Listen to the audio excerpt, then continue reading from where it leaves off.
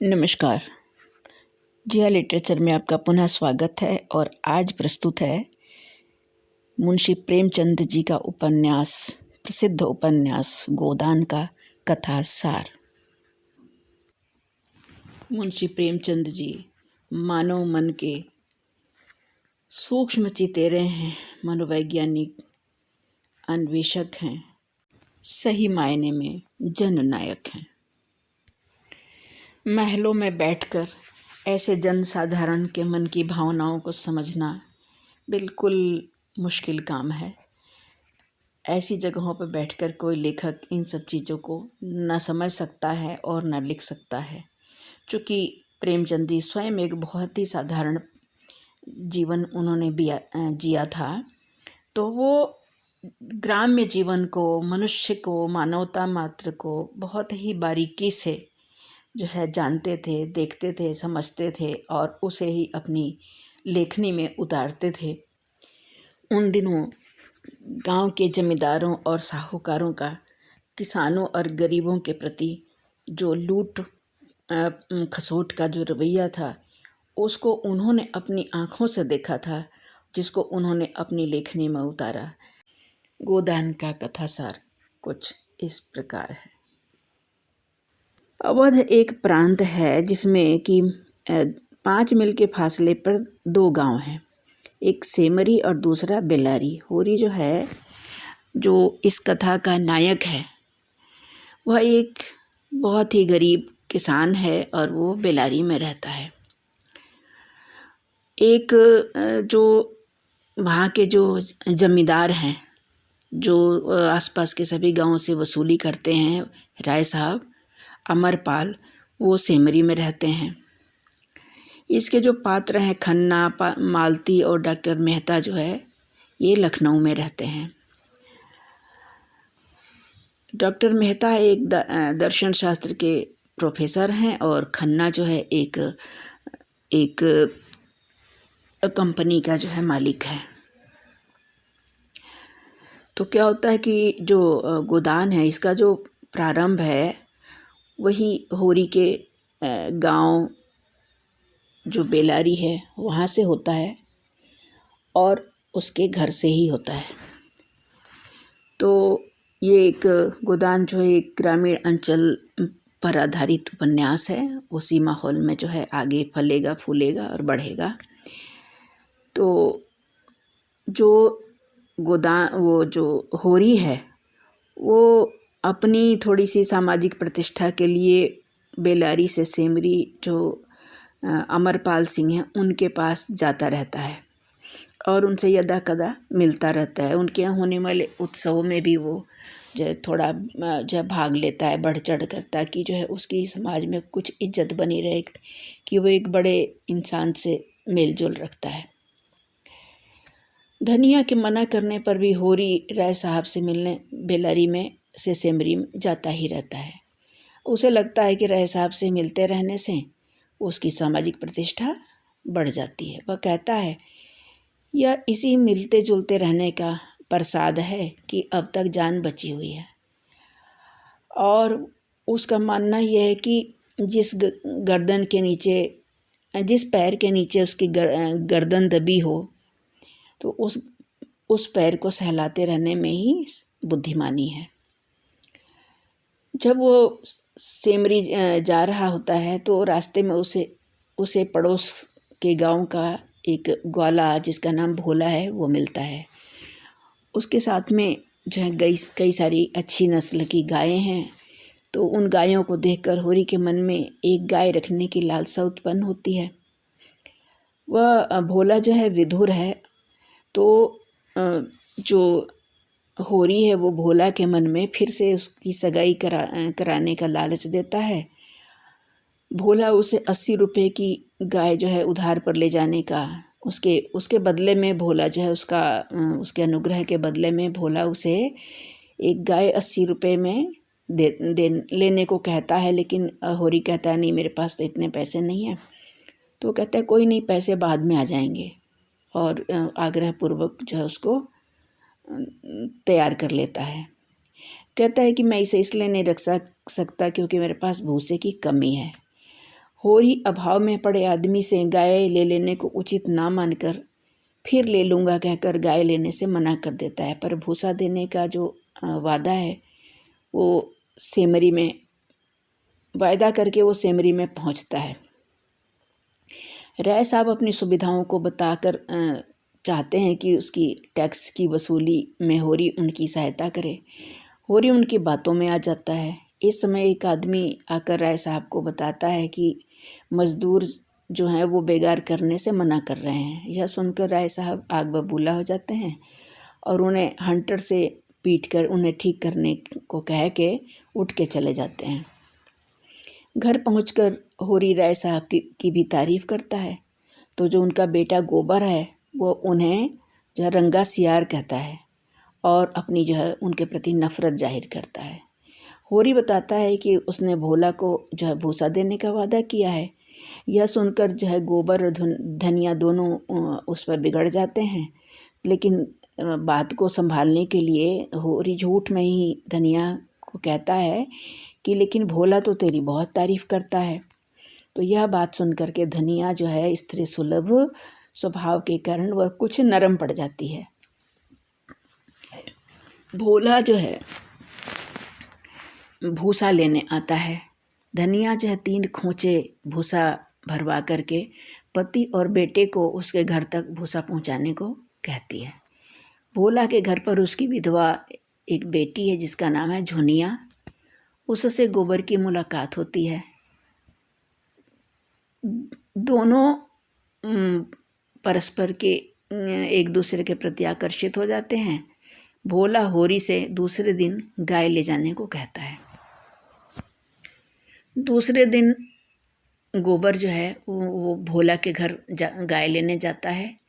झुनिया जो है उसे गाय को छोड़ने के लिए बेलारी के गांव के आसपास तक आ जाती है और गोबर से मिलने का वायदा करके लौट जाती है। गाय के जो होरी के घर में आते ही घर में अत्यधिक आनंद जो है फैल जाता है। गाय का जो बहुत भव्य स्वागत किया जाता है। गाय के लिए आंगन में नाद गाड़ी जाती है। गांव वाले भी आ जाते हैं और वो गाय को देखकर उसके लक्षण जो है बताने लगते हैं और होरी की खुशकिस्मती की तारीफ भी करते हैं। केवल अलगोझिया हो गया। अलगोझिया का अर्थ है मतलब अलग हो गए। उसके जो 2 भाई हैं, एक हीरा और शोभा, वो उनको मन में ईर्ष्या होती है, वो नहीं आते हैं। इससे जो है होरी को बहुत दुख होता है। वह जब हीरा को बुलाने जाता है तो सुनता है कि हीरा अपनी पत्नी शोभा के सामने होरी की निंदा कर रही होती है। होरी जो है धनिया को यह बात बताता है, वो मन में नहीं रख पाता और धनिया यह सुनकर जो उससे झगड़ती है। इधर सेमरी में जो है राय साहब के घर उत्सव है धनुष यज्ञ का। तो उस नाटक में होरी जो है राजा जनक का माली बनने का अभिनय करता है। उसको उत्सव के लिए होरी को 5 रुपये नजराना भी देना है। राय साहब के मेहमानों में गांव और शहर के लोग हैं। शहर के मेहमान हैं जो है बिजली पत्र के संपादक हैं पंडित ओंकारनाथ जी, डॉक्टर मेहता हैं और मिल का मालिक है खन्ना, उसके धर्मपत्नी कामिनी और वकील साहब और एक दलाल है मिस्टर तंखा। तो और एक उनकी धर्मपत्नी है कामिनी जिनका नाम है गोविंदी और डॉक्टर जो है मिस मालती हैं और मिर्ज़ा खुर्शीद हैं। वहाँ बातचीत में राय साहब जमींदारी प्रथा के शोषण की निंदा करने लगते हैं। तो डॉक्टर मेहता राय साहब के कथनी और करनी के अंतर को समझ के जो अपनी ओर से व्यंग करते हैं। भोजन के ठीक बाद जो है क्या होता है कि भोजन के समय जो है मांस मदिरा का स्थान छोड़ करके ओंकारनाथ अलग से फलाहार करना चाहते हैं, पर जो मिस मालती हैं वो अपनी बातों से ओंकारनाथ को भुलावे में डालकर उनको शराब पिलवा देती हैं और वायदे के मुताबिक 1000 रुपये जो है इनाम में ले लेती हैं। उस समय जो है पठान के वेश में डॉक्टर मेहता आकर के रुपए मांगते हैं और उन्हें धमकाते हैं कि तुम्हारे आदमियों ने हमारे रुपए छीन लिए हैं और अगर वो नहीं मिलेंगे तो वो जो है सब पे गोली चला देंगे। तो अंत में उसी समय जो है मापा होरी प्रवेश करता है और वो उस पठान को गिरा कर के, वो गांव का होरी जो है गांव का खेतिहर शरीर से बलिष्ठ भी है, तो इस कारण से वो नहीं डरता है पठान से और उसको गिरा कर के उसकी मूछें उखाड़ लेता है। तो पठान और मूछें जो है नकली होती हैं, पठान के वेश में जो है मिस्टर मेहता ही जो है नाटक कर रहे होते हैं, तो उनकी नाटकबाजी सबके सामने आ जाती है। तो इसी वहीं पर जो है आपस में ये लोग जो जुटे हुए हैं, तो वो शिकार खेलने जाने का एक कार्यक्रम बनाते हैं और वो 3 टोलियां बनाते हैं। पहली टोली में मेहता और मालती हो जाते हैं। मालती मेहता के प्रति जो है आकर्षित हैं, लेकिन मेहता को इस बात मालती की ओर कोई आकर्षण नहीं है। मेहता को जो है शिकार की चिड़िया से लेकर मेहता को शिकार की हुई एक चिड़िया जो एक जंगली लड़की ला करके दे देती है और दोनों को अपने घर तक ले जाकर अपने मधुर व्यवहार से खुश कर देती है। इससे मालती जो है ईर्ष्या करती है, तो वह मेहता की नज़र में गिर जाती है।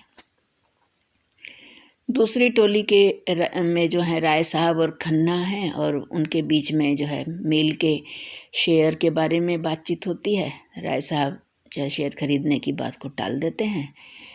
तीसरी टोली में तंखा और मिर्ज़ा हैं और मिर्ज़ा एक हिरण का शिकार करते हैं और शिकार करके वो हिरण को एक गांव के लड़के को दे देते हैं।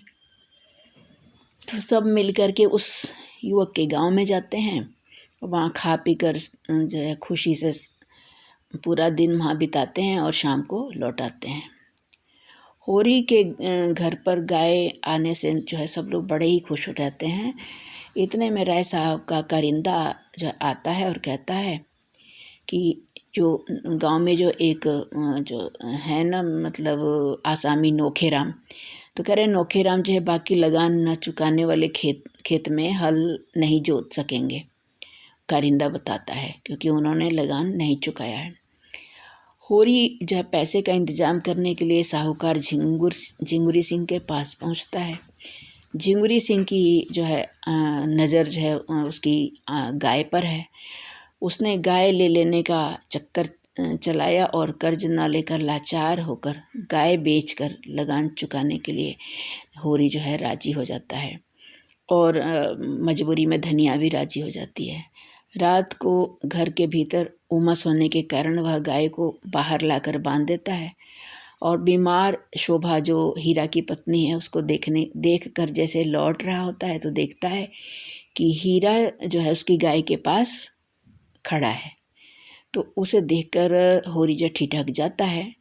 तो उसी रात को विष देने से वह गाय जो है, हीरा जो है गाय को विष दे देता है भूसे में मिलाकर और गाय मर जाती है। तो होरी और धनिया दोनों को जो है हीरा पर शक होता है। तो धनिया जो हीरा को बहुत सारी गालियां देती है और सारे गांव में कोहराम मचा देती है। और इधर होरी मतलब पंच जो है सारे इकट्ठे हो जाते हैं और हीरा को जो है बुरा भला कह के उस पर जुर्माना लगाने की सोचते हैं, पर होरी भाई को बचाने के लिए सच को छिपा लेता है और गोबर की झूठी कसम भी खा लेता है। गोबर अपने बेटे की जो कसम खा लेता है, झूठी कसम। जांच पड़ताल करने जो है दरोगा गांव में आता है। गांव के मुखिया लोग इस विपत्ति का फ़ायदा उठाने के लिए हीरा पर जुर्माना लगाते हैं। कुर्की से बचने तथा परिवार की इज्जत बचाने होरी झिंगुरी सिंह से कर्ज लेकर रिश्वत के पैसे लाता है, पर धनिया के कारण वह दरोगा को पैसा मिल नहीं पा रहा। धनिया उस समय जो है गाली देने लग जाती है दरोगा को। दरोगा जो है मुखिया लोगों के घर की तलाशी लेने की धमकी देकर उनसे भी रिश्वत के रूप में उनसे पैसे वसूल लेता है और चला जाता है। इधर जो है हीरा जो है गोहत्या के पाप से डर जाता है कि उसका फिर प्रायश्चित करना पड़ेगा। पंडे और गांव के लोग उसको जो है ज़बरदस्ती पकड़ लेंगे और उससे जो है प्रायश्चित के रूप में उससे पैसे दान वगैरह कराएंगे, तो इस डर से वो घर से भाग जाता है। होरी हीरा की पत्नी पुनिया का खेत जो है संभालने लगता है और बीच में 1 महीने तक वह बीमार भी पड़ जाता है। एक रात होरी जो है कड़कती सर्दी में खेत की रखवाली कर रहा था कि धनिया जो है वहाँ पहुँच जाती है और बताती है कि 5 महीने का गर्भ लेकर के झुनिया जो उसके घर में आ गई है। झुनिया वही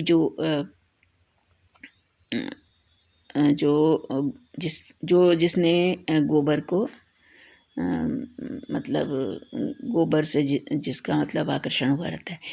होरी पहले उसे निकाल देने की बात तो करता है, पर बाद में धनिया के समझाने पर उसे अपने झुनिया जो है वो जो भोला है ना उसकी लड़की है और गोबर जो है होरी का लड़का है ना। तो झुनिया जिसके घर में आ जाती है तो और अभी शादी नहीं हुई है उनकी। होरी पहले उसे तो है निकाल देने की बात करता है, पर बाद में धनिया के समझाने पर उसे अपने घर में रहने का आश्वासन देता है। अब फिर से पंचायत को होरी का गला दबाने का मौका मिल जाता है। झुनिया के एक लड़का होता है। बिरादरी में ऐसे पाप के लिए गांव की पंचायत होरी पर 100 रुपये नकद और 30 मन अनाज का डांड मतलब दंड लगाती है। धनिया पंचायत पर बहुत फुफकारती है, पर होरी झिंगुरी सिंह के पास मकान जो है अपने रेहन पर मतलब रेहन जो बोलते हैं ना उसको, एक शब्द आता है इसके लिए, रेहन पर रख कर जो 80 रुपये लाता है और उसका डांड चुका देता है। गोबर झुनिया को चुपके से अपने घर में छोड़कर लोक लज्जा के भय से जो लखनऊ शहर भाग जाता है। वह मिर्ज़ा खुर्शीद के यहाँ महीने के 15 रुपये वेतन पर नौकरी करता है और उनकी दी हुई कोठी में ही वो रहता है। उधर डांड में सारा अनाज दे देने से होरी के पास कुछ नहीं बचता और इसी समय पुनिया उसकी सहायता करती है। वर्षा के अभाव से उसकी ईख जो है सूख जाती है। भोला गाय के रुपए लेना चाहता है, होरी रुपए दे नहीं पाता। भोला होरी के बैल खोल कर ले जाता है। गांव वाले इसका विरोध करते हैं, पर धर्म के भय से मर्यादावादी और ईमानदार जो होरी है वो मजबूर होकर के इसकी अनुमति दे देता है।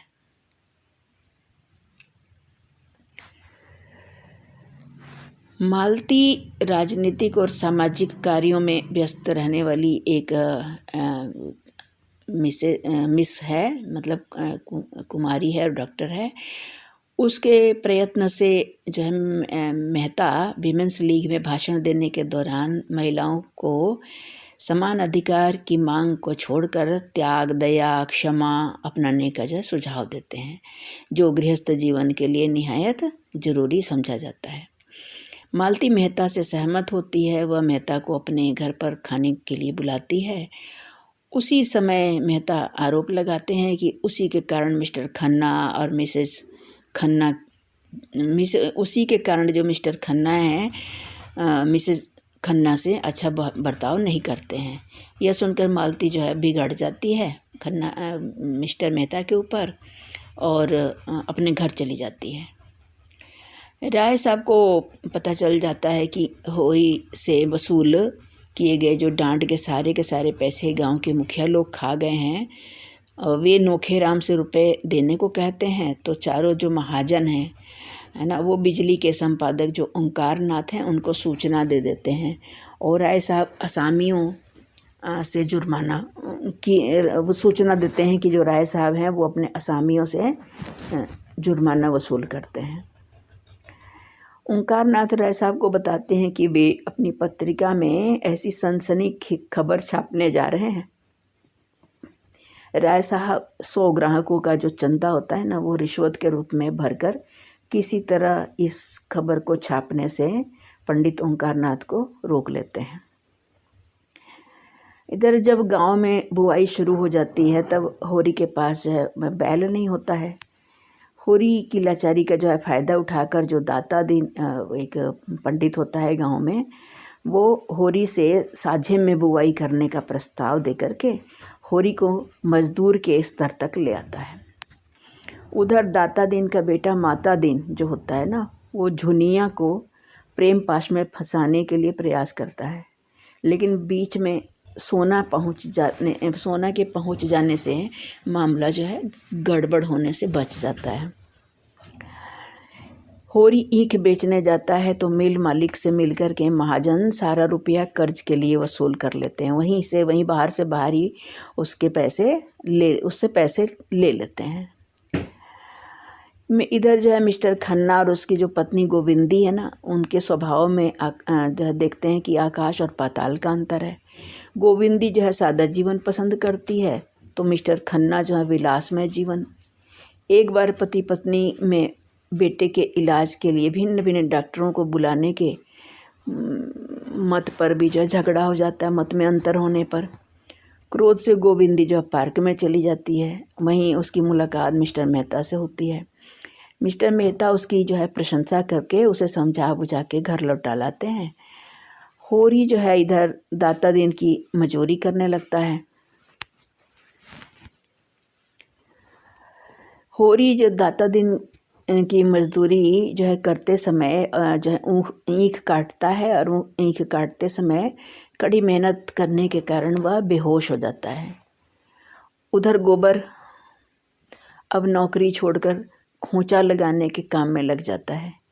उसके पास 2 पैसे हो जाते हैं। एक दिन वह गांव में पहुंचता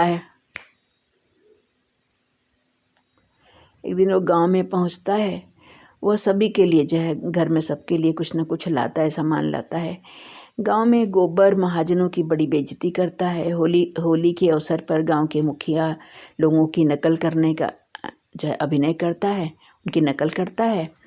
और फलस इससे क्या होता है कि गोबर पर सभी महाजन जो है क्रोध करने लगते हैं। उनके क्रोध का वो शिकार बन जाता है। जंगी को शहर में नौकरी कराने का लोभ दिखा करके वे उसे प्रभावित कर देते हैं। वह भोला को मनाकर उससे अपने बैल ले आता है। लाता है। कौन? गोबर जो है भोला को मना करके उससे अपने बैल वापस लाता है। दाता दीन को 30 रुपये उधार के लिए जो लिए हुए हैं वो 70 रुपये करके उसका उधार चुका देता है। जो नोखे राम को लगान वसूल करके रसीद न देने पर वह उसे अदालत में देख लेने की धमकी देता है। झुनिया को फुसलाकर शहर जाते समय माँ से जो है झगड़ा हो जाता है। माँ के पाँव में सिर न झुकाकर बिल्कुल उद्दंड और स्वार्थी बनकर बाल बच्चों को लेकर शहर चला जाता है। राय साहब के सामने जो है कई समस्याएं थी। उनको कन्या का विवाह करना था, अदालत में एक मुकदमा करना था और सिर पर चुनाव भी थे। जो कुंवर दिग्विजय सिंह के साथ जो शादी तय हुई थी, राजा साहब के साथ जो है उनकी लड़की की जो शादी है कुंवर दिग्विजय सिंह के साथ हुई थी, और उन्हें राजा साहब के साथ चुनाव भी लड़ना था। तो पैसों की कमी थी, इसलिए वे तनख्वाह के पास जाते हैं उधार मांगने के लिए। वो मना कर देते हैं, तो वो फिर से खन्ना के पास जाते हैं। राय साहब खन्ना पहले जो आनाकानी करने के बाद में फिर से कमीशन लेकर, मतलब इंटरेस्ट लेकर के पैसों का इंतजाम कर सकने की बात कहता है। बातचीत के दौरान मेहता जो है महिलाओं की व्यायामशाला के लिए चंदा मांगने पहुंचते हैं। खन्ना जो है कुछ देने से मना करते हैं। गोविंदी को भी व्यायामशाला की नींव रखने के लिए मना करते हैं। राय साहब जो है 5000 लिख देते हैं। फिर मालती पहुंचती है तो खन्ना से 1000 का चेक लिखवा लेती है।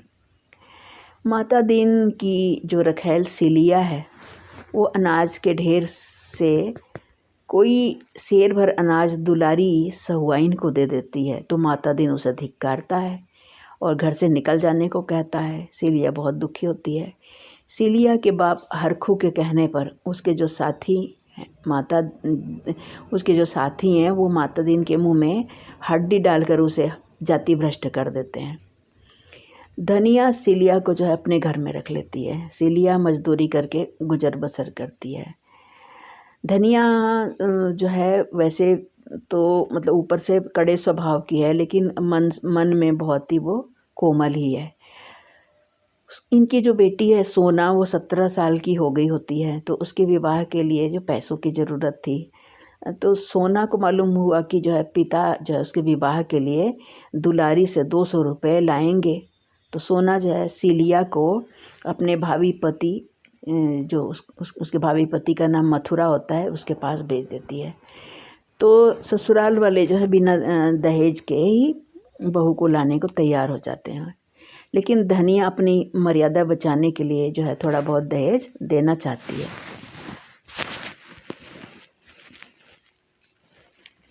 भोला एक